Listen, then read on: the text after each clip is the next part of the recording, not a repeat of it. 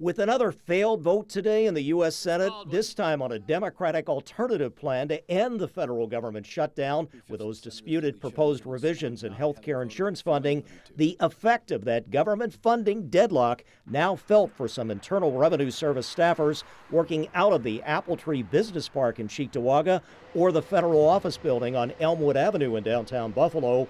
Furlough notices went out to an undetermined number of local IRS employees, some tax services specialists in call centers. Nationwide, about half or over 30,000 of the agency's 75,000 workers were furloughed as the agency starts to run out of its government allocated resources. Furloughs are temporary conditions where during a shutdown, there are just some positions where the agency deems that there is no funding available for them to continue working. And so the agencies make the decision that they are furloughed, and that would mean that they would be at home for the duration of the shutdown. Ironically, before the shutdown, the IRS was in the process of rehiring some staffers who had been actually laid off months ago or took early resignations, and even hiring new workers to rehabilitate the agency with new IT systems and a new workforce. They are trying to hire more people to be in these call centers to answer calls,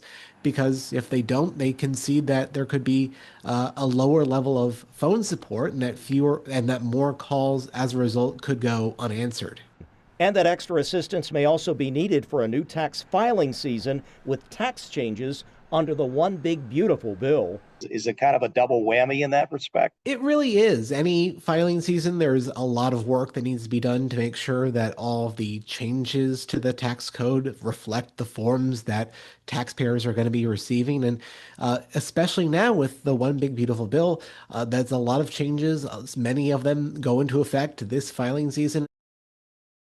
Speaking of forms, these furloughed federal workers could file for state unemployment, but they might have to give it back if they also get back pay.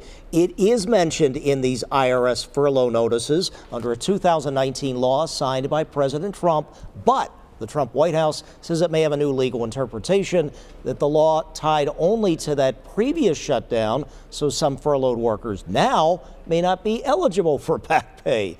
Probably more lawsuits on the way for government attorneys and taxpayers. On your side, Ron Plants, Channel 2 News.